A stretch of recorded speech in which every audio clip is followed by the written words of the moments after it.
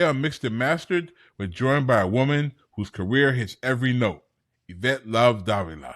Yvette started at Violator with the great Chris Lighty. From there, she went on to be an executive at Full Surface Arista, Island Def Jam, and the Maybach Music Group. She's guided artists like Rihanna, Kanye, Rick Ross, and Nas to the top of the charts. Yvette's imprint is all over the sound of modern hip-hop and R&B. Through her practice Eve of Wellness, she's become a holistic healer, grief coach, and truth teller, helping others find light after loss and balance in life. Now, as she expands her work into storytelling with her upcoming memoir, Love Is My Middle Name, and her podcast, Two Mothers, One Aché, Yvette is bridging culture, care, the only way she can. This is Mixed and Mastered with Yvette Dávila. Welcome to Mixed and Mastered, the podcast where the stories of the music industry come to life. I'm Jeffrey Sledge, bringing you real conversations with the people who have shaped the sound of music. We're pulling back the curtain on what it takes to make it in the music business. These are the stories you won't hear anywhere else, told by the people who live them. This is Mixed and Mastered. Today's guest is a longtime friend of mine. Long time. She used to have really short hair when I met her. Really short. That's right. Little pixie cut. Yeah. Yeah, and Lenny the Barber used to shave my hair, actually. Yeah, absolutely. And me too. Fucking Lenny. But anyway, let's not get on that track. Exactly. But our guest today is now also a colleague of mine. Is it Dávila or Dávila? It's Dávila. Dávila. I always like to say people's names. I like to say people's names correctly. I don't like to There's an accent over the first A, so you put a little bit of emphasis on that first A. Dávila. Dávila. How are you today? I'm excellent today. I want you to ask me why I'm wearing scrubs. Like, why do I look like your friendly neighborhood nurse? I'll get to that. No, come on. It's my interview. Oh, okay. Stop trying to take over the interview. My interview, not yours. Okay, but can I say something else? Because, I'm just going to keep jumping in. Yeah, go ahead. Jeff, I want to be I don't know when this is going to air, but I want to be the first one to wish you a happy birthday. And almost birthday twin. Thank you, and happy birthday to you too. Libra season in the house. That's right. We're almost good. We're like almost birthday twins. You know almost. That, right? We're probably like hours apart. It's probably hours, yeah. If we were to do the actual hours, yeah. We're right there. Happy birthday to you too. So you grew up in East New York, Brooklyn. Tell me about it. I did. Oh, I loved growing up in East New York, Brooklyn. Okay. Because it was so diverse. I mean, diverse, it sounds so funny saying diverse, right? When there was like no white people except for the teachers. But there were a plentitude of African Americans and Puerto Ricans, and everybody was your auntie. I loved growing up in East New York. It was my whole world, like a 4 or 5 block radius was my entire world. I had an auntie on every corner. Um, it was so diverse for me, like, because my world was Black folks and Puerto Rican folks. And that everywhere you turned, and it was Black folks, like African Americans, Caribbean Americans. There were there were lots of Puerto Ricans, people from the South that came up at the same time that my family emigrated from Puerto Rico here. And there was just this really there was a real sense of community. There was for as poor as we all were, we were commonly poor. As challenged as we all were, we were commonly challenged. And it really, like, there was always singing, laughter, stickball, handball. You stayed outside. We were safe, even though, I mean, East New York has never been the safest place, but it was safe for me. And I loved it. I really did. Okay. So where'd your love of music start? From just hearing music outside and in the house, and the usual mom playing it, and a little bit of that. And So my love of music really started with my family. On Sundays, my uncle would pull out his guitar or his cuatro. A Okay. cuatro is a guitar, Puerto Rican guitar. It has four strings. That's why they call it the Mm-hmm. cuatro. And he would sit in the middle of the living room of my grandmother's two-bedroom apartment on the second floor of 325 Williams Avenue. And he would he would play the cuatro, and then my mom and two of my aunts would stand behind him, and they would sing the old bolero record, the old bolero songs from Puerto Rico, the Jibaro songs from Puerto Rico. And my Mm-hmm. grandmother and I and my cousins, we would all sit on the couch, and that was our Sunday night entertainment. It was really That's beautiful. And dope. then the music of my mother emerged, which was, salsa from the 70s. And in So is that like 1979, Hector Lavoe? Is that like Hector Lavoe that's and right. That's right. artists like that? El Mm-hmm. Gran Combo, Hector Lavoe, um, uh, Willie Colon, Ruben Blades. So Mm-hmm. this was the soundtrack of my mother's generation. Mm-hmm. And Fania All Stars, Celia Cruz. I mean, you name it. Gotito Puente. Like that was my mother's era. I loved every bit of it. And then in 1979, my cousin came into the apartment with a album, and there was this like blue background and this very colorful, what looked like, like a roller coaster to me, and that was Sugar Hill Gang. Mm-hmm. And I fell in love with hip hop on that day. Okay. All right. I remember.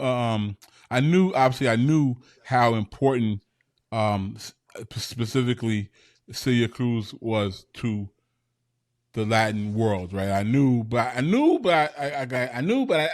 didn't really know as much as I thought, and I still remember the well, she was a girl at the time, woman now, who was a receptionist at Jive. Her mom was really sweet, but she spoke no English, none, zero. She was Dominican. She was Dominican actually. So her mom would come down sometimes, and she'd have to translate and stuff. And then I remember when Celia Cruz died that day, she Mhm, left. She was like, mhm, I can't work today. I'm out. Boom. She just bounced mhm, like it was a member of the family because that's how deeply mhm. ingrained it was into the culture, And Yeah, that's when I really realized, oh absolutely. wow, you know, Absolutely. You yeah. know, Celia was everybody's tia. She was Mm-hmm. everyone's titi. Everyone, Puerto Ricans, Cubans, Dominicans, we're all mestizo people. We're a mixture of African, Mm-hmm. indigenous, and European. And so you can have a cousin that has blonde hair and blue eyes, and you can have a tia that was as dark as Celia Cruz. Mm-hmm. And so there's no racial divide with that respect. Now, is there colorism? Yes, sure. But um but there's no racial divide the way that there is in the United States, where you identify someone by Yeah. their But race. yeah, When yeah, your entire family is a mixture of the entire spectrum, there's no divide in that yeah. respect.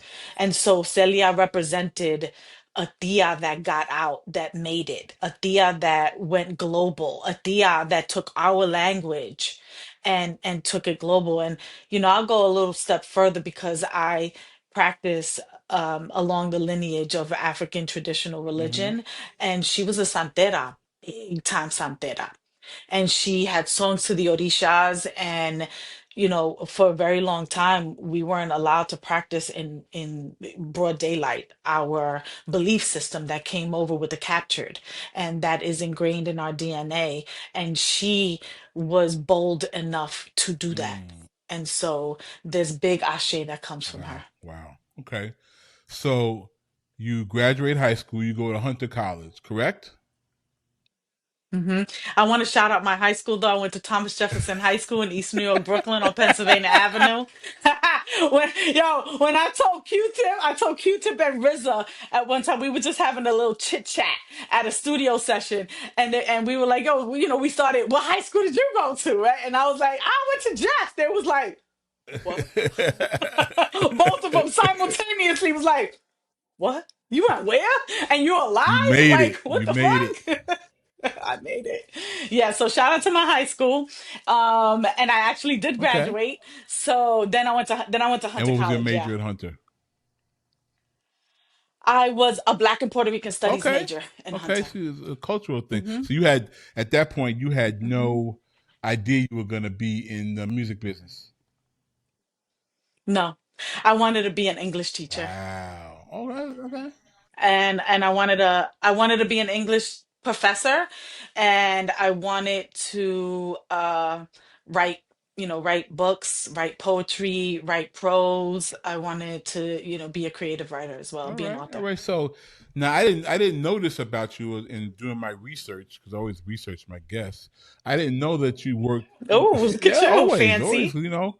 You think you know, but then you don't know. It's like, oh shit, I didn't know that. I didn't know this. So I saw you mentioned you worked for Rosie O'Donnell's show.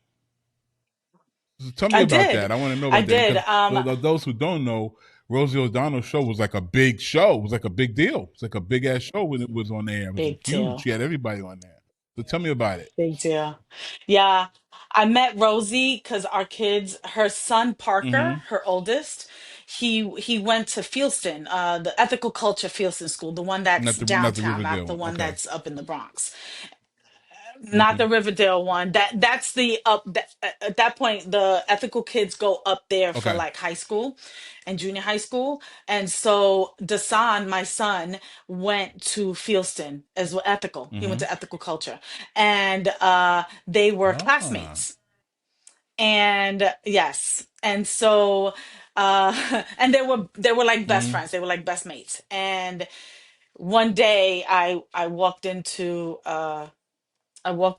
one of those like parent gatherings at Mm-hmm. somebody's penthouse on the Upper West Side, and I'm a fish out of water. Like I'm just like looking around, like Yeah. who are these people, and how am I invited to this, right? And I look over, and Rosie's on the couch, and Rosie goes, "Psst, psst, come here, come here." You like Go, me? Yeah. me? And she's like, sit here, sit here. It was like she was taking up like a lot of space on the couch purposely because she didn't want anybody Wow. to like sit with her. So she asked me to sit next to her. So I sat next to her, and she was just like, she was going on and on about, how she felt uncomfortable there and she didn't want to talk to anybody. And she was like, but you're Dasan's mom, right? And I was like, I am Dasan's mom. And she's like, Parker loves Dasan. And they became fast friends. And then Rosie and I, we would see each other at drop off and things like Mm-hmm. that. Oh, well, really more pickup. But one day I found myself out of a job, and and during like pickup or drop off, I don't know which one it was. I was like, "Yo, Rosie, I need a job. Like, I'm out of a job, Mm-hmm. and I need to pay my rent. And can you help a sister out?" And she was just like, Just like that. "Yes." And she called just like that. And so she put me with the producer, um, with her music producer. And so I was the assistant to her music producer. And her show ran on 13-week contracts. And so I had a contract for 13 weeks, and Really? I Why really not? didn't like it at all. And I Gotcha. wasn't ready for the culture shock. Yeah, I wasn't ready for the culture shock. It was out of my league. There were a lot of Got you. Got you. Upper East Side types in Mm-hmm. that worked at the show, and I'm always just gonna be a hood chick, right? So like it felt a little uncomfortable for me. I didn't know the jargon, and I much prefer the music Mm-hmm. industry. I had a taste at that point. I used to write proposals, and I used to do kind of indie work in and out. Worked with Chris Santiago, and so I did Mm-hmm.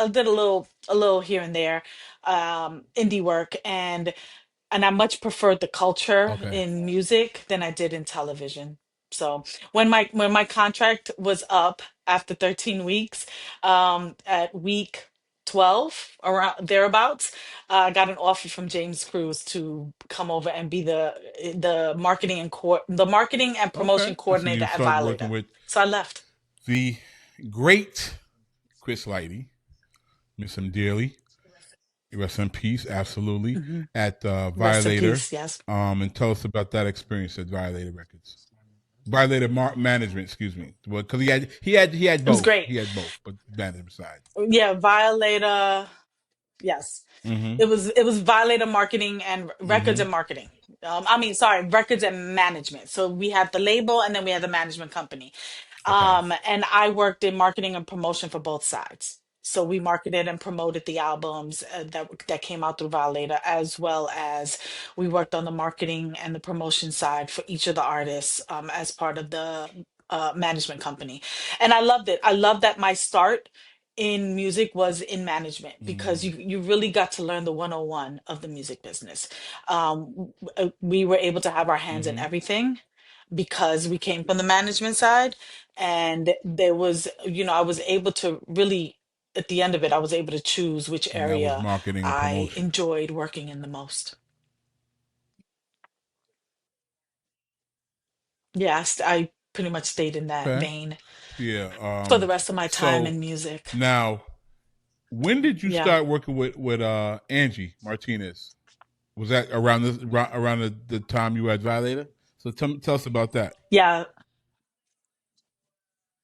Yeah, so I was at Okay. Violator for a year. Mm-hmm. And then Sean Pecos is my friend. It's been my friend Fucking since the Lenny. day that Lenny the Barber introduced us. and and I know fucking Lenny. And and we were like talking on the phone, and I probably was complaining about Violator because at that point it was getting a little bit on my nerves. And he was just like, "Yo, I need I need an assistant for Ange. Like I need a role manager for Ange. She about to go on the This is road." when she and had a record deal. and I was like, "Oh, I could do that." Okay. And Yep. I remember. this is when she had her record deal. She went through Mm-hmm. Elektra. She was an artist on Elektra, and this was for the first album. So the album hadn't come out, but they were building everything up, and Peck was her Mm-hmm. manager, and like her day-to-day manager. And then I was just like, yeah, like okay, why not? And I jumped right in and I went on the road, and it was perfect because we were on the road from uh Okay. Thursday night. We would catch our first flight. We would be gone Friday, Saturday, Sunday. Monday morning, we were Yeah. on a flight back to New York so she could be on the air by 3 o'clock. So it was a great schedule for me as a single mom. And back Absolutely. then, they paid road managers Mm-hmm. really, really well out of the budget, so I can sustain my life. And oh Yeah. man, Yeah. I used to be Every like, "Yo, week. let's leave New York all the time," and then and every week, and then because we had to promote her album only on the weekends, Mm, we got an extended like 6 months worth of promo out of it, and I just had to work like a weekend for 6 months, that's now and that was the was this life around cycle that of her had she done promotion. Ladies It was Night great. or was it Ladies Night during this time? Okay. Now she did Ladies Night already, and then she got the bug, and yeah, got herself a deal at Elektra, Okay. and I want to say it was probably a 2 album deal, and then we negotiated Yeah. like for a Yeah. third All one, right. but It's then by cool. that time she Now got you had pregnant a with little Nico, and foray she didn't want to that put out I had another album. forgotten about. You had a little foray into politics. Yes. I did. I did. Okay. I've always been a little bit I've been politically aware for a very long Mm-hmm. time. I mean, I was a Black and Puerto Rican studies major, which is basically sociology and politics, at Hunter. And I was part of the 91 takeover, which I'm very proud of. We shut down 16 of the 24 CUNY campuses, me and my compadres. We were fighting the tuition hikes. And so I really got like a taste for politics and doing things, like being in service to the people, and Mm-hmm. being on the right side of history and understanding the history. And so when when Angie was between cycles of album cycles, I needed to make some money. So I knew well enough to know that my senator, my state senator in Governor. Harlem Mm-hmm. was David A. Paterson, the great. He eventually became, governor. And I knew Yes. his driver because Senator Patterson is blind. So he needed a driver. And so his driver was my baby daddy's cousin. And so I was like, introduce me to the senator. And so he introduced me to Senator Patterson. And I was like, All I'm one of right. your constituents and I need a job. And so he Wow. was like, okay. This is And I true. started working for Senator Patterson. Like, You don't push it. closed mouths don't get fed. I'm If you sure. don't go out there and yeah, listen, I Yeah. had good insurance with the state. Listen, man, and I had a flexible schedule. I was like, I work with Angie Martinez. I got to leave on Thursday nights, and so I won't be in the office on Fridays. And I was like, you could cut my pay a little bit, like you can pay me, Mm-hmm. less as a salary, Wow. because I need a flexible schedule. And he said, Okay. okay, and he hired me, and I was basically his scheduler. So I sat right outside of his office. I took Wow. constituents Now, calls, are you the? and I So put now I'm together putting his this schedule. together. Are you the reason that Lenny was his barber? Fucking Lenny. Try to talk about Yes. Lenny in this interview. Try to talk about Lenny in this interview. Fucking I Lenny. just, as we were talking, I'm like, oh yeah, because I was like, I'd be in the shop and he'd come in there, and I'd be like, how's Lenny cutting like the senator's hair? Like, and he would come to the shop. Like it wasn't like I have to go down to his office. He would like come up to the shop Yeah. on Amsterdam, and it's like, Yes. what? Yeah. Yeah, because I Basically got crazy. tired of Senator Patterson coming in the office like looking scruffy. And I was like, yo, Senator, I was like, yo, Yeah. Senator, like, you can't be walking around. You Yeah, from he's looking Harlem, crazy homie. right Like, you now. can't He's be looking walking crazy. around looking scruffy. What's wrong with you? Yeah, he used to be looking so crazy. All he had 11 o'clock uh shadow, and the nape of his neck was never like cut yeah. straight, and his line was off. I was Wow. like, nah, Wow. you can't do that. I That's gotta help funny. you That's out really here. funny. I sent him to So Lenny. um that's really funny. So you went now your first well not your first, but your next music industry job was it Def Jam or was it was Arista or No. Wait, hold please. yeah. Let me think about this in Was it Arista full set let for me think of the Arista? order. Okay. It Okay. was it was Arista. Arista. I went to Arista. Yeah, I went to Arista after the senators uh after my time with the senator. Okay. I can't remember why my time with the senator came to an end exactly. Um Mm, there was like something specific that happened, but I can't remember what it was. And I found myself without a job, so I called Peck and I was like, yeah, I need to, I need a job. It was absolutely. always, back then you Absolutely. could just call your friends and be like, yo, I need a job. Like, you got something? And so Peck was just like, yo, I do. I need an assistant up here at Arista. I need like a coordinator, Mm-hmm. a promotion coordinator. And I was like, oh, I'm in, like, holla. And he brought me in. I met with Steve Bartles and I had one interview with Steve Bartles. And then Steve liked Wow. me And so what was and he told Peck, your yeah, he gave him the green responsibilities light and to who did hire you me. work with up there at the time? I worked directly Mm-hmm. for Pecos. And then I also worked ancillarily. Okay. I worked And with CC McClendon on the and urban Steve side. And what Bartles. artists were you guys So we working with were at the time? on the urban side. Ah, Hmm. okay. Ti. Um.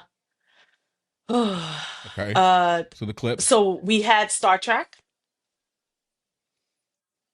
So now I'm like I'm moving buildings in my head. Okay, so like 57th Street. I started out at the old Mm. building on 50, Yep, yep, yep. 57th Street, I the remember one the that was address. closer to like Fifth Avenue. 656 West 57th Street. Okay, and then we moved up the block. Mm-hmm. Mm-hmm. I remember. 66, yes, it was 6 West 57th Street. That's right. And then we moved uptown. Well, no, like further west. We moved to the building that Mm-hmm. was right off the corner of 57th and Yep. Broadway. Yep. Right up, but the building where Brooklyn Diner is, like right upstairs. Yeah. So so in that building, oh man, we worked Anthony Hamilton, we worked Okay. Bone Crusher. This was like the LA Reid Atlanta era, Okay. right? And so we And you had enjoyed a it, I'm assuming. lot of those You acts had a good coming time? through Arista. It was fun. And we'll be right back. Welcome to Merrick Studios, where stories take the mic and culture comes alive. We're not just a network, we're family, bringing you smart, soulful, unfiltered conversations. And this season, we're bringing the heat with our biggest lineup yet. Whatever you're into, music, sports, business, we got you covered. Merrick Studios, where the conversation starts and keeps going. Check out our full lineup, including Unglossy with Bun B, Jeffrey Sledge, and myself, Tom Frank. Now streaming at wearemerrickstudios.com. Master the art of lyricism with Pendulum Mink, the first school for rap.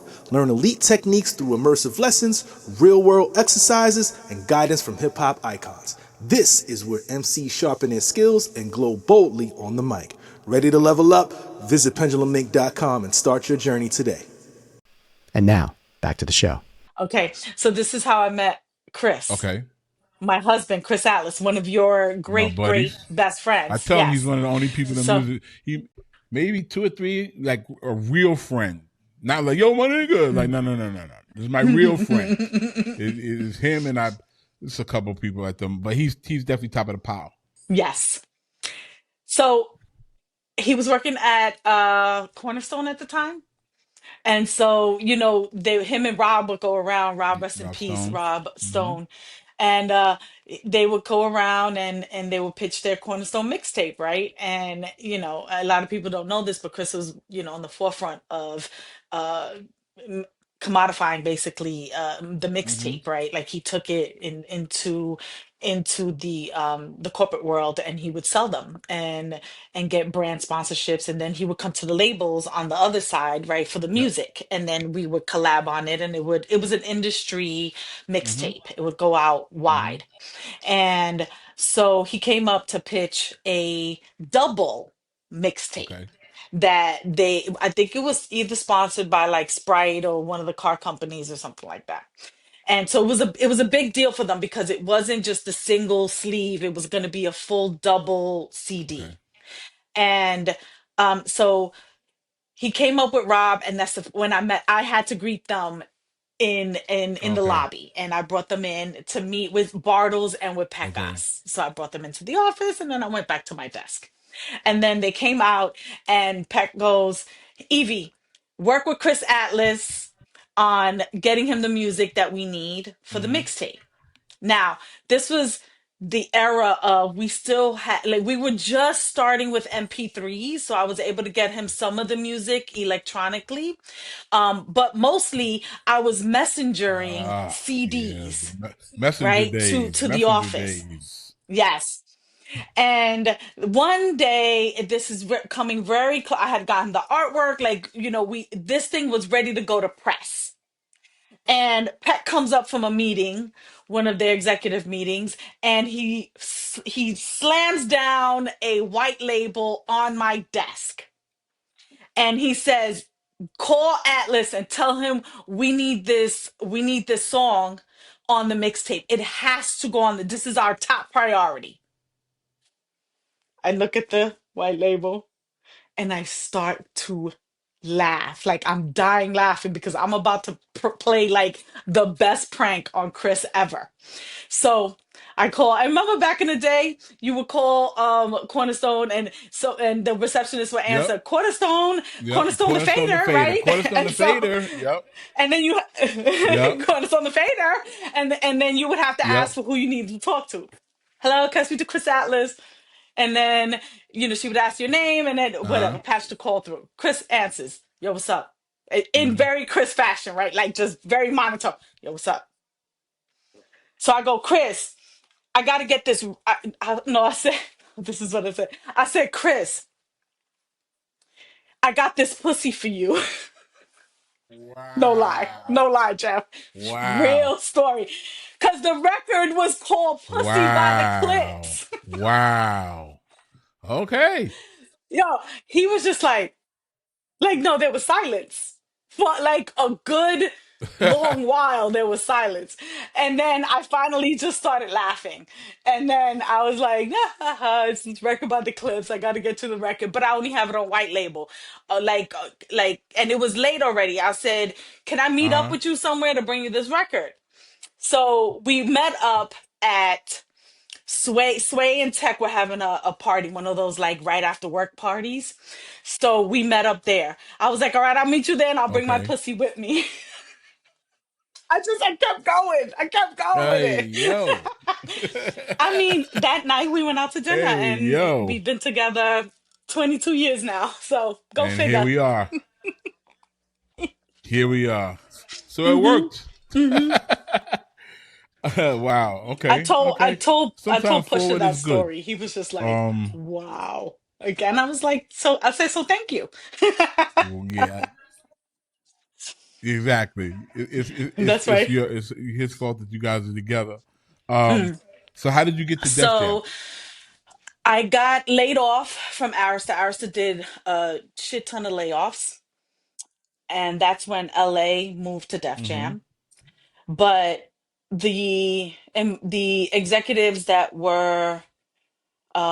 executives that were in contract, that their contracts were not up, couldn't go with LA. And they had, the non-poaching clauses. So they all went to Jive, Yeah. right? Remember Sackheim, Pecos, they I all went to remember. Jive. I remember. Yeah, of course. I remember that. I remember that first meeting. The first meeting when they Mm-hmm. all came down. You Mm-hmm. said Sackheim, Pecos, Jermaine was in that Mm-hmm. meeting. Even he wasn't like Falana, all yep. the Falana. It was I'm sorry for who I'm forgetting, but I remember it was a bunch Mm-hmm. of Arista, Mark Pitts. There Mm-hmm. was a bunch of Arista people came, and then we're Yes. Jive, so we're already there, and then they come in, and it was like Yes. a kind Yeah, of like a of course. standoff It's in a way. because It we're was like Arista. we're That's Arista. It's right. like yeah, fuck you. Yeah, but it's like yeah, you're Arista, but we Yeah. saved you. Yes. So it was a class, but we ended up working well. But it was the first part of it was definitely a Yeah. little uneasy, but I get it because Yeah. Arista was a dope label. Like Also, it was a LA trip. I raises remember that. cocky fucking executives. Like there's Absolutely, no you absolutely. can't escape that. You know what I'm saying? So Mm-hmm. I got laid off because I was on the coordinator level. So they only took the executives that Okay. were still in contract, that they still had some time on their Mm-hmm. contract over to Jive. So I was in limbo. I had no job. The day that excuse me, the day that I got laid off, DJ Enough, I called Enough and I was like, I lost my job. I don't know what to do. What are you doing? And he was like, I'm gonna come pick you up. He picked me up. I jumped in his truck. Okay. He's like, don't worry about it, Evie. You a heavy hitter. From today on, you a heavy hitter. And we're gonna take care of you. Don't you worry about it. And that's the day that I became a heavy hitter. I'm still a heavy hitter to this day. You a heavy hitter for your Dope. whole life. And Dope. Jazz Poe, who was Enough's assistant at the time, um, heard that Ashana Ayers had just left Swizz's label Full Surface, and she went to Def Jam Mm-hmm. with LA Reid, and he was looking for a general manager. So Jazz Poe called Swiss and said, "You got to talk to Yvette. You should hire her for the GM position." And I met with Mm. Swizz and Grady Spivey, who's his right hand brother, best friend. And I believe I also met with Mashonda, but I can't fully remember. And yeah, I got the job. and I became GM of Full Surface. And that was Mashonda was a Yep, artist on that Cassidy. label as well as his wife Hmm. at the time. Yeah, Hmm. Cassidy and who else? Uh, there was Was one it? more artist. I I feel like this. cannot remember his name. He was from the South, a little uh yeah, challenging, a little The cuckoo. challenging. And Okay. I can't for the life of me. I'm sorry, can't remember his name. Oh, that's all right. It Yeah. don't matter. Yeah. So how long did you do I that? did that for a year. We had our joint venture with J Records, Mm-hmm. and yeah, that lasted a year. And I just felt that he had just bought the RZA's old studio, and so we were running the label out of that studio space. Yep. And It's a 30-something street, 36, 36th yeah, Street or yep, so. right Yep. by Yep. Lord Yep. and Taylor's, like over there in that area. Absolutely. Absolutely. And it was a little difficult. It because the relationship between Mashonda and Swizz was challenging at the time. And they were, Mm-hmm. they were married at the time, and it was coming, it was hard. It was hard for me to deal with Yeah. I with the got you. Yeah. dynamics. And Mm-hmm. so I call and Peck at by this time, Peck went over to his contract was up at Jive, and he went over to Def Jam. And Okay. he was the one that called me. He called me up. He was like, "Yo, you ready?" And I was like, "Yeah." So I went over to Def Jam, and I was the what was my title? Director of Okay. of lifestyle marketing and uh like street team promotion. So tell me about your. I've had a few people on here who worked at Def Jam. Tell me about your during the LA years, I should say. Um, and then nobody's, nobody says anything bad, but it was just very intense. Intense It was, is the yeah. word I hear a lot. Yes. It was a I've it always like that's was what, it was electric. It yeah, was, yeah. yeah. I mean, we had high highs, right? Like, what the fuck? We was on fire those years. Mm-hmm. I Mm-hmm. mean, we had the best that was out there. And LA, you know, the thing about LA, um, he knows how to groom an executive. Now, are his methods always fully kosher? No. They it's difficult, Mm-hmm. especially for women, uh because you're expected to just do that grind, right? Like that really intense grind, and be in situations that aren't always the safest, right? And I'm not Yeah. implicating any one person, No, but no, that was I that got you. was the That's what it that was was. the nature of it. That was the culture of the business at the time. Mm-hmm. Mm-hmm. And I was street team, so I was in them clubs, I was You in was them in it. You was out. streets, You was outside.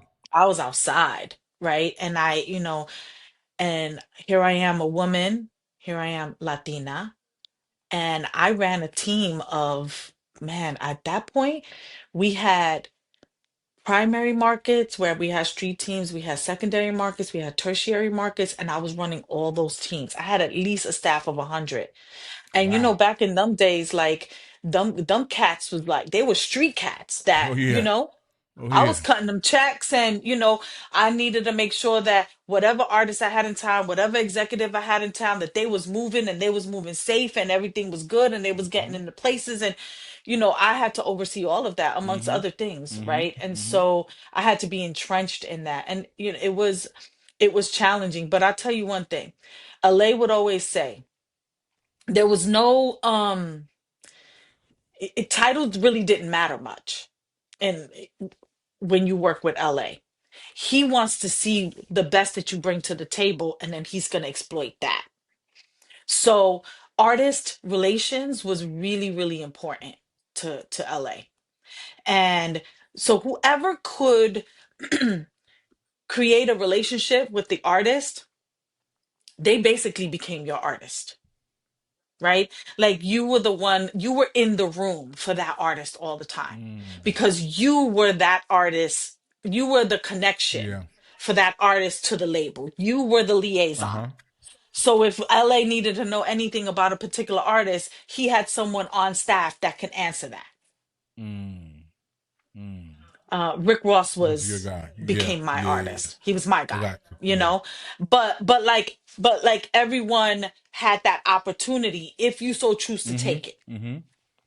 And yeah, so it was I loved that. I love that he allowed us like he opened up the purse strings. If you had a good idea, he didn't give a fuck how much it costs. Let's go, let's get it. You can make that happen, let's Mm-hmm. do it.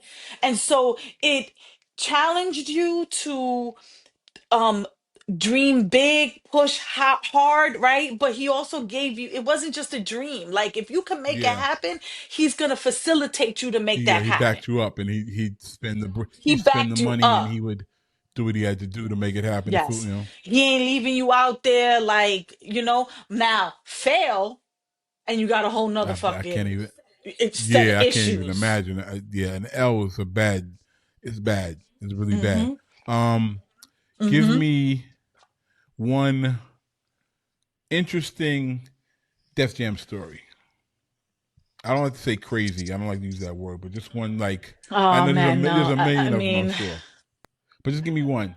I have a million of them, but this is one of Okay. my favorites, honestly. So, backstory, Jay-Z is president Okay. of Def Jam and signs Nas. Ah, okay.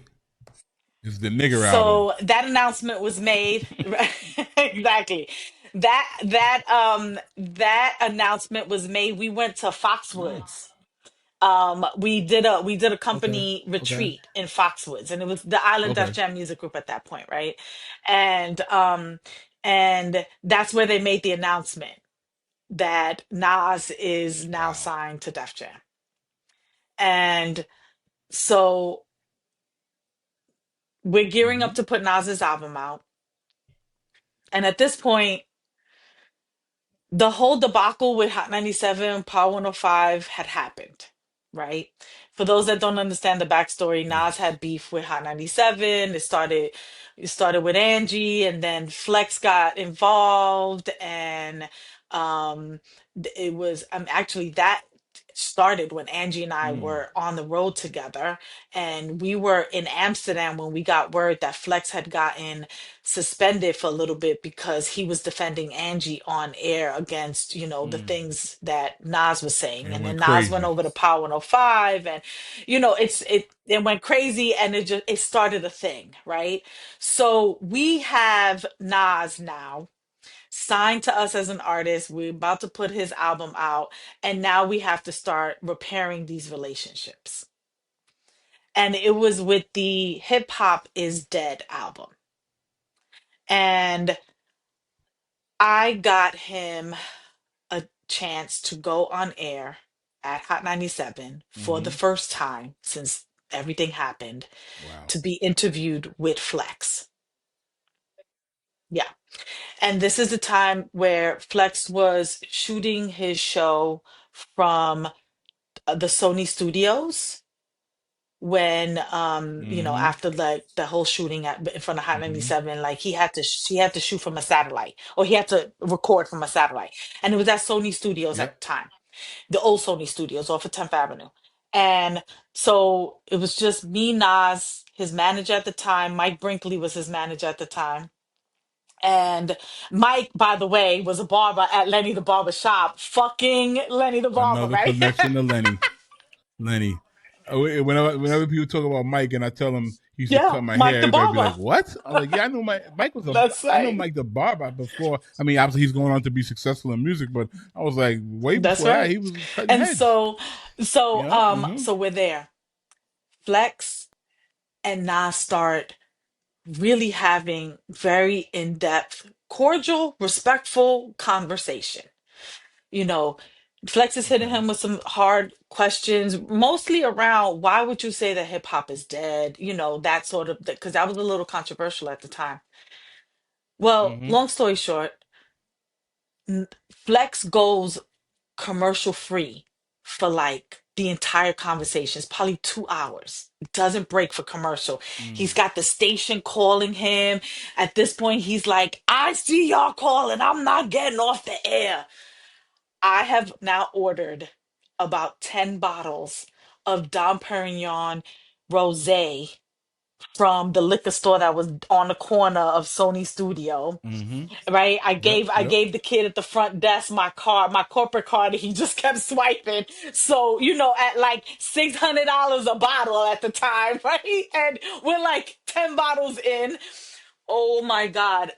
Flex ended up getting fined $10,000 for not going to Wow. commercial. I was yelled at to no end by the CFO of Def Jam for turning in like it was probably like $7,500 at the end of the Yeah, that night, that right? expensive port, Like that expensive of port. all that champagne, right? And Mm-hmm. I was just like and my response to the CFO was like, you don't fucking know hip hop. You don't understand how I just fucking made history last night. If you understood that shit, you wouldn't be questioning this receipt. Just pay it. Yo, he told me to get the fuck out of his office. Like, I don't even know if he was talking English, but he slammed the fucking door That's funny. behind me. It was nasty. But I really made radio history. I Mm-hmm. really made hip hop history. Like this was something to witness. This was just an incredible moment. And I don't think that I would have been able to do it. I don't even think that Nas would have been able to do it under any other Yeah. circumstances. Like the entire company was behind it. We was, you know, we were pushing, we were supporting. There was so much negotiation that had to go on behind the scenes. And I got it done. And that shit was fucking incredible. That's dope. That's dope. So from Def Jam, you go to MMG, correct? Not Okay. quite. Okay. Oh, All right. almost. So I was at the point in my career in Def Jam, I was 10 years in at the Mm-hmm. company. LA had gone already. Um, Barry Weiss came over at a certain Mm-hmm. point. Mm-hmm. Love Barry. I got a great Barry Weiss story. You want to hear Yeah. it? I mean, I gotta. So, and Yes, my guy, that's but your guy, I Barry I don't know Weiss. this But story. I'm sure because I wasn't in that building. You know. no. So, so the Wall Street Journal calls Mm-hmm. Barry's office. They're doing a story about music in strip clubs. And they call Barry's office for a quote. And Barry says, what the fuck do I know about strip clubs? Call Yvette Davila. That's funny. I am quoted in the Wall Street Journal about how to break a record In at the a strip strip club. clubs. Wow, Just that's saying. funny. That's dope. Yeah. In the strip clubs, yes. Yeah. So so I had grown to a point where the Mm-hmm. company structure was changing Mm-hmm. rapidly. There was a lot of infighting on who was going to come in and who was going to take over, or what was going to happen. The culture of the company was not conducive to Mm-hmm. for me, like personally, for my growth. At that point I was vice president for you know, more years that I wanted to be. Like either you were going to move me up, give me an entire Mm-hmm. department by myself. Mm-hmm. Like what are we doing here exactly? You know, I wasn't being challenged. Like it was just the same shit over and over again. And then, like every other week, we got a new head, and the company's going to go in a different direction. And it's just, it Okay. felt wrong for me. And Chris, my husband, was, you Mm-hmm. know, senior vice president or probably EVP by that point. Um, and he was in that, you know, upper C suite of the company. And I came to like a moment where it was like, Mm. why am I here? Got you. I started to lose my identity. I Mm-hmm. started to depend on it too much. It being the energy, the electricity of the music business. Mm-hmm. And I had two kids at this point. I had a nice house. I had a very comfortable life. I didn't want to go on the road anymore. I didn't want to be in the streets anymore. I just it came to a point where I had been able to Very juggle, different. and women, it's difficult for women to juggle That's family, damn near a impossible. happy marriage, a happy, healthy marriage, family, children, and a It's high pretty level much impossible. career in the music business. Mm-hmm. And I did it and I carried it for many, many years. And I was at the point where I just Got you. I needed to lighten my I load, understand. and I needed to reassess my life. And I took 5 years Uh off. huh. So I left in 2014 and I went to actually Saigon hollered at me real quick and asked me to come over to this like digital company, and I was with them for like a couple of years. This is when like The blog blogs era. and the ad, there was really like a digital ad company. And right, and they hired me Mm-hmm. under one set of circumstances, and then it ended up being Got you. something different, and I really couldn't mess with that space because they wanted me to lie on my friends like in the music business, right? For the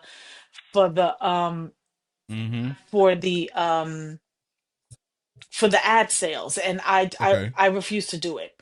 So I left there, and Yes. and then Chris took a job in LA. This was 2017 now.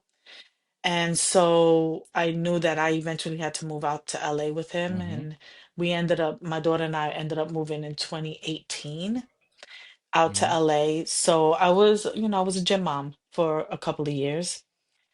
Now, I want to say that somewhere around between 2017 2018, I was in Mm-hmm. LA, and Ross heard that I was in LA. I was in LA visiting Chris. I hadn't moved out there yet. And so he hollered at me. He asked me to come see him. I sat with Mm-hmm. him, and he was kind of fishing around for me to come and work with him. Um, but he knew we know each other very, very well. And he knew well enough that my heart would have been in Mm-hmm. it, but my mind would not have been. I wasn't in a good place because I was getting ready to leave Mm-hmm. New York, and that fucked me up pretty bad, my headspace.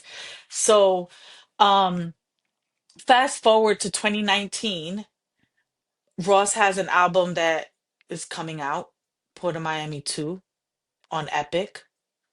He's in LA. Mm-hmm.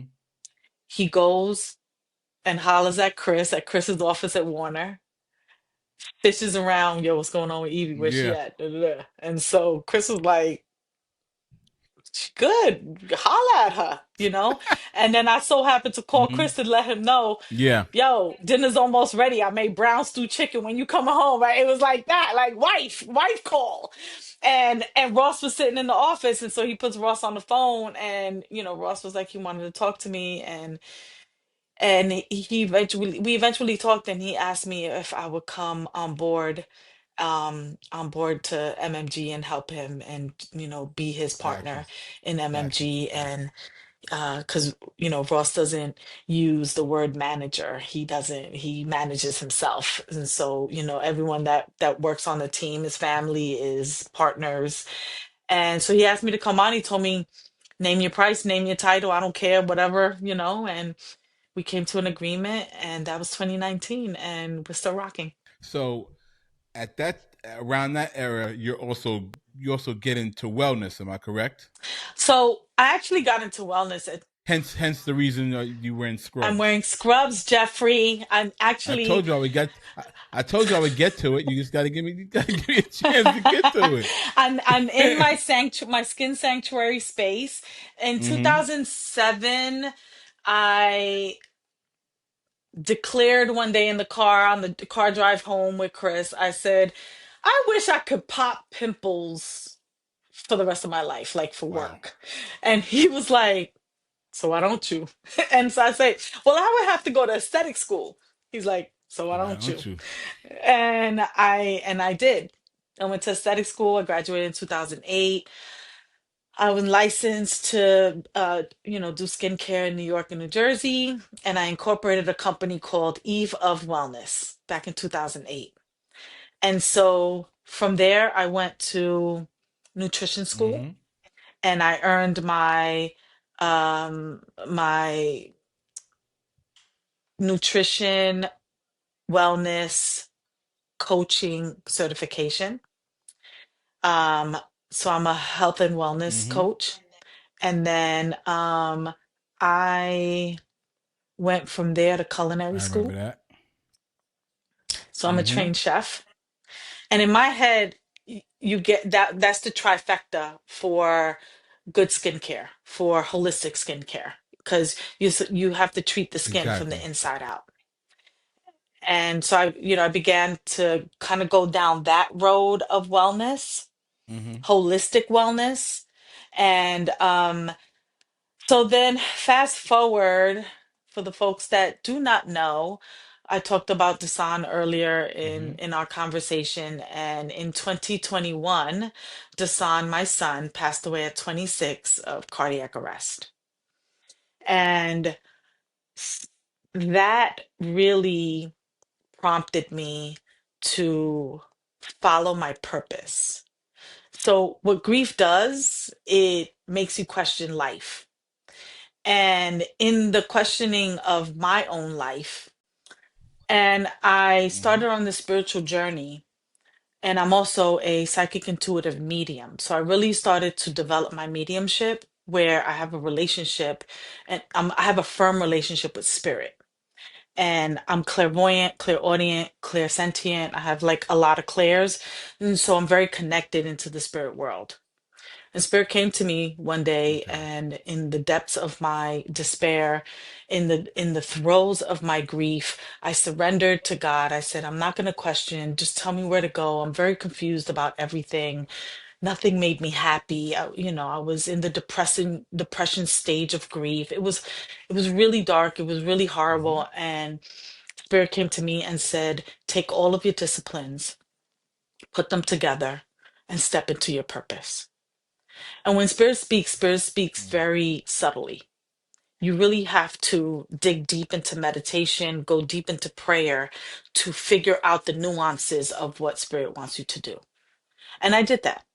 And I also questioned, like, what am I, all of my disciplines. And I started to go through all the things. I had even forgotten, like, how much training I had in the space and how much I've actually done. It was always like plan B. And I said, okay. I started searching for spaces. I didn't know where to start. I found my I have like 700 square foot room. I do all of my practicing out of here. Mm-hmm.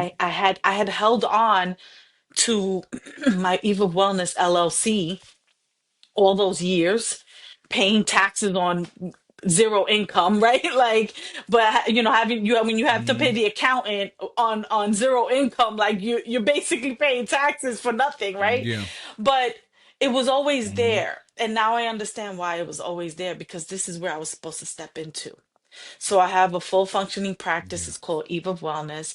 I do intuitive work. I do energy work. I do holistic skincare.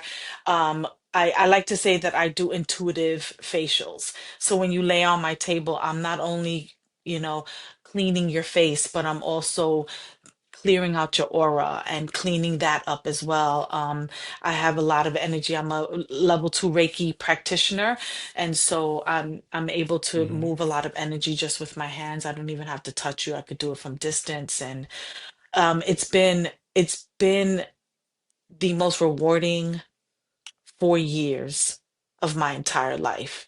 The 4 years since Dasan has passed away, I've grown. I've become a completely different human being, and that's Mm-hmm. because I live in purpose now. I'm purpose driven, and it's which has led me to calling you one day, right? Or should I let you ask me another question? Mm-hmm. Do you want me to let you ask me another question? Because now I'm a podcaster. Yeah. Now you're trying to take over the interview again. Again. So, so yes, you call Yeah. me one day, and we're chopping it up, and you say you have this idea for a podcast with I don't think she's actually your bestie, but definitely one of your Yeah. From besties, college. We went to college together. Yep. Dion. Yes, yeah, you known her forever. Um, and we kind of start talking about it, and we go back and forth, and you came up with a name, and I came up with a name, and you didn't like you dissed my name for your name. I thought my It name was was all right. good, It but was all right. whatever. It was creative. It It was was just like, all creative. right, It was damn. All right, all right. But I'll definitely let you take it over because it's your podcast and your vision and your show, and it's part of the American Studios network, which I'm proud of. But it's your show, so I'll let you talk about it. Yeah, so I went to Chris and I was like, Spirit gave me another direction. I'm supposed to start this like podcast because I was thinking, how can I market Eve of Wellness and my services? How can I tell the world that I'm here and I do this work um, on a larger Mm-hmm. scale? Like, how can I market this outside of social media? And again, sitting in prayer, sitting in meditation, Spirit came in and said, start a podcast. What? Okay. And so I went to Chris and I was like, well, Spirit came in and said I'm supposed to start a podcast. Who do you think I should call? Like whose brain can I pick? And he was like, yeah, you should call Jeff because he's in the space. But this is before we knew the big things that Merrick Yeah. Studio was doing, right? Yeah. Well, Yeah. you Yeah. knew, Yeah. I Yeah. didn't Yeah. know. You were calling me more. Yeah. You were calling me like for a kind of advice Yes. kind of thing. Yeah. And Mm-hmm. I mean, you didn't say this verbatim, but you was basically like, you why don't you give me a like first right of refusal, basically? Like you were just like, can I have a chance at this? And I was just like, wait, Mm-hmm. huh? And you was like, I like the idea. And your Mm-hmm. A&R brain like went into full mode, and I Mm-hmm. highly appreciate it. And I was like, yeah, okay. And you got us a meeting for Dion and I to meet with you and Tom, and Mm-hmm. you were very open with me. You were like, yeah, Tom, I need a little bit of convincing. You don't see it yet. And but we got on there, and I think you were the one that told them like, yo, they'll work their asses off. Like you might not see Yeah. like, but Yeah. they're gonna come in ready. Like they're gonna come, like this is gonna be good. Mm-hmm. And Mm-hmm. that's when Two Mothers, One Aché was born.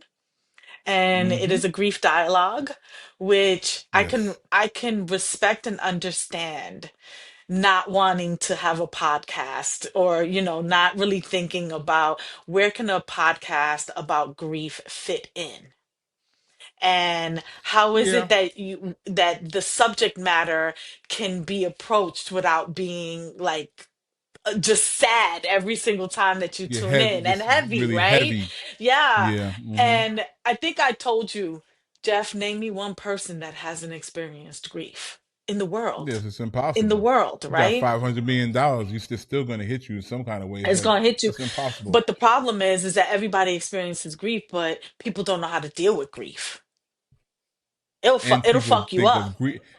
And people think of grief just in terms of life and death, but they don't think of grief Hmm. in terms of like, you know, maybe a Losing marriage broke something. up, or maybe you lost a That's right. job, or maybe you got divorced, or maybe there's all kind of levels of grief. It's not just, I mean, death of course is one of them, but people grieve over a lot of things and not even realize it. Maybe you didn't get, maybe you have a job, but the job you wanted didn't happen, and there's all kind of things that people don't kind of, I don't think they don't process a lot of things in terms of grief, except for Yes, life or death. that's right. Yes. Mm-hmm. And so Dion and I, you guys, uh, we won Tom over, and we have been given an opportunity to come into the Merrick Studio family. Mm-hmm. We were part of the launch with the Yep. partnership that includes Bun B. and we're so excited. We have been just recording. We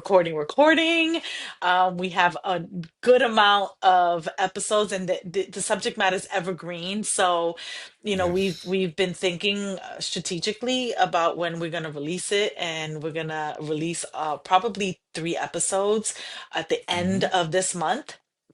We don't have the exact date yet, but we're working on that. And that way, folks, like, the intention behind it is that folks have this grief dialogue, this grief content to help them through the holiday season, which oftentimes is really hard for people in grief. Yes. Yes. Yeah. This time of year is heavy for a lot of people, including myself. It's heavy for a lot of people Yeah. that you have to process a lot of stuff, and somebody close, to you passed away, a parent or whatever, and the holidays just don't be the same no more. So people kind of have a problem processing that. My mother's not here, my father's not here, my grandmother, my sister, whoever it is not here. So the family dynamic shifts, and so I think it's good to launch it now. But it's a year round thing. But this is a good time to launch it. To help people out through the holidays. Yeah, absolutely. It's evergreen content. It is, and I promised you too. I said, Jeff, I promise. Like, it's not, like, yes, we're gonna cry. Yes, we're gonna have Yeah. tears, but we're gonna laugh. We're gonna make jokes. We're gonna give tools. We're going to be very frank and open. We're gonna love people through this process. We're gonna create this community where people could turn to us, in their time of need, and get exactly what it is that will help them to continue on their journey of grief, because grief never goes away once you experience it. Yeah, I can't wait for people to hear it, because, like you said, it's yeah. There's sadness in there. There's tears in there for sure, but there's laughter. It's a journey. It's not like all like crying for 45 minutes straight. It's a journey, and I can't wait for people to hear. And again, I it's like a broken record, but I think it's going to be very helpful for a lot of people. Yeah. Yes, it is. And just like my life, right? I mean, we've been having this conversation now for about an hour, and if you've learned nothing else about my journey, is that I'm able to pivot when necessary. I take very bold and courageous steps in order to move forward. And this podcast, my grief, like, this is just another step forward in my grief journey, is now bringing this content to as many people as will tune in. And it's really a labor of purpose, a labor of love. And I hope that if we just help one person, That's that enough. that we can do that. Exactly. Yeah. All right. Well, thank you for coming on my show. I really Oh, appreciate it. well, thank you for Trying to take it having over. me. trying to take over my show. I had to kind of battle. Big Libra energy, Yeah, Libra energy. And I'll return the favor and come on you guys' show at some point as well. Yeah, we have the episode for you too. We know which one we're Okay. gonna invite you on. So All right. Let's do it. it's coming soon. Okay. All right. Yes. Cool. Well, thank you. Thank you, Thanks, Yvette. Jeff. Dávila. Davila. Yes. Thank you, There you go. Yvette Dávila. And happy birthday. Thank you, Jeff Sledge, and happy birthday to you too. You can catch Mixed and Mastered on Apple Podcasts, Spotify, iHeart, or wherever you get your podcasts. Hit that follow button, leave a review, and tell a friend. I'm your host, Jeffrey Sledge. Mixed and Mastered is produced and distributed by Merrick Studios.